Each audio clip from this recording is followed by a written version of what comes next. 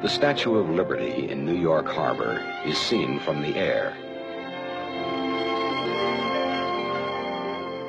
Flying to America, to New York and Washington, are the Prime Minister of Uganda, Milton Obote, the Secretary General of the Uganda People's Congress, John Kakonge,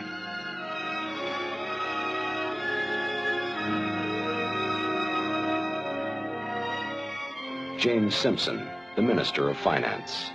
On October 9th, 1962, Uganda became independent. Now, 2 weeks later, Prime Minister Obote travels to Washington at the invitation of the President of the United States.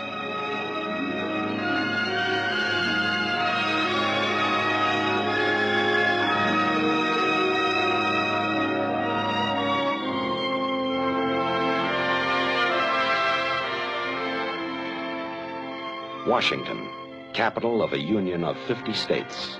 50 states stretching from the Atlantic to the Pacific Ocean, welcomes the Prime Minister of the new African nation, making his first trip abroad since his country gained independence.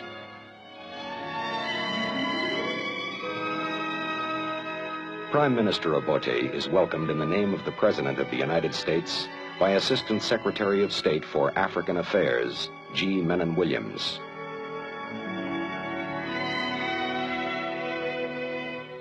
Also traveling with the Premier are Uganda's Minister of Justice, Grace Ibingira, and Uganda's representative at the United Nations, Apollo Kironde. We are indeed very proud and happy to have you with us, and we want to congratulate you, first of all, on your accession to independence on October 9th, and wish you and your country a very happy experience, which I am sure that you will have. As you know, the United States has close to 200 years of independence, and during all of that time, we have supported the principle of self-determination, which you yourself have recognized in order to achieve your independence.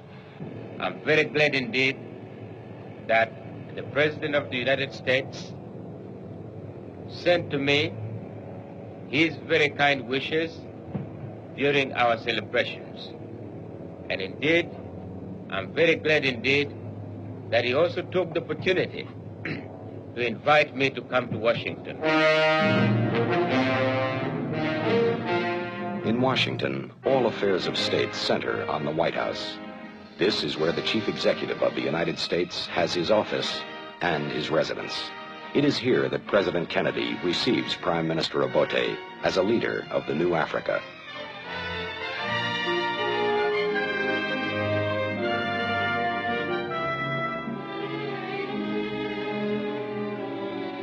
The President of the United States has said on many occasions that the tide of freedom now sweeping through Africa is a victory for free peoples everywhere, part of the great forward movement of the democratic world. Prime Minister Obote and President Kennedy meet privately for more than an hour. They discuss the future of Uganda. They discuss political and economic problems.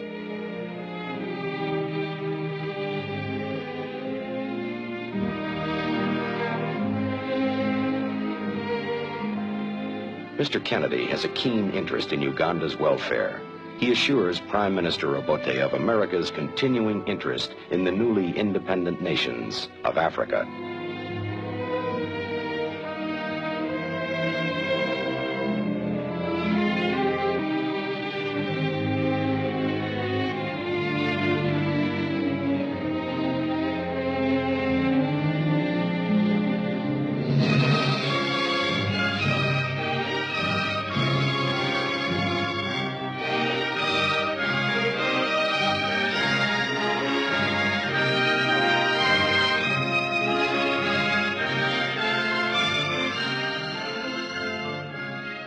At this historic mansion, facing the White House, the Prime Minister is the guest of the American government. Here, a luncheon is given in his honor by the President's brother, Attorney General Robert Kennedy, leader in the enforcement of laws, securing equal rights for all Americans.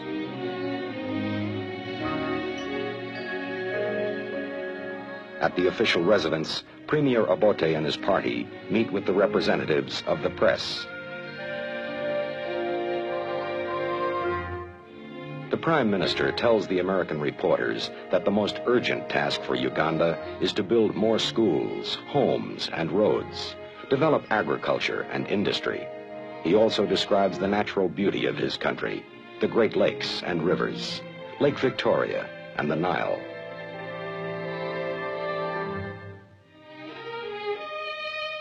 This monument in the heart of Washington is dedicated to Abraham Lincoln, President of the United States 1 century ago, when secession and civil war over the issue of slavery threatened to dissolve the Union of American states.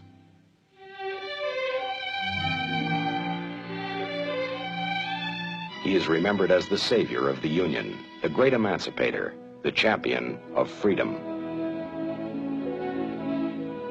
The sculptured face of Abraham Lincoln looks out over the capital of this nation he summoned to the cause of freedom 100 years ago.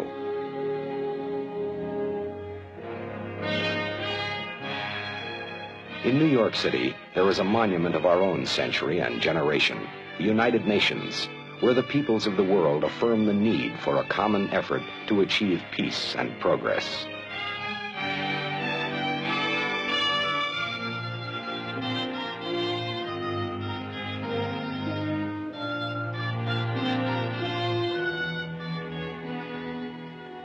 On October 25th, Uganda becomes the 110th member of the United Nations.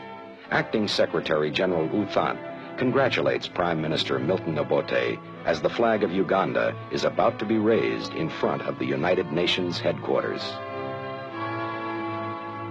The crested crane is Uganda's national symbol. The colors are red for brotherhood, black for Africa, yellow for the sun.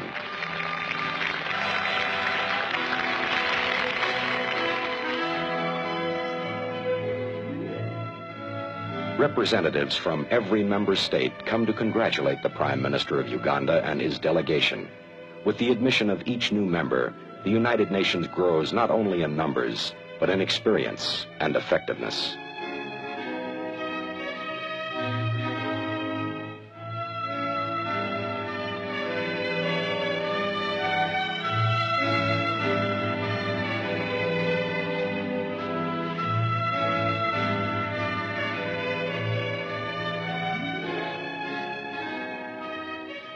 As one looks over the vast hall of the General Assembly, where Uganda has now taken its seat, there is added meaning in the opening words of the Charter. We, the peoples of the United Nations, determined to save succeeding generations from the scourge of war, to reaffirm faith in fundamental human rights, in the dignity and worth of the human person, in the equal rights of men and women, and of nations large and small. I now take pleasure in inviting the Prime Minister of Uganda to make a statement.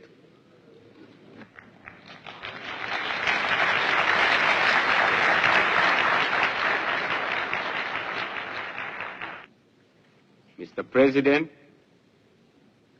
Uganda got its independence without recrimination or hatred. We have tried to impart good sense, respect for law and order, to the newly independent people of Uganda. We have also tried to establish a condition where tolerance, discussion, and compromise were the characteristics of our struggle for independence.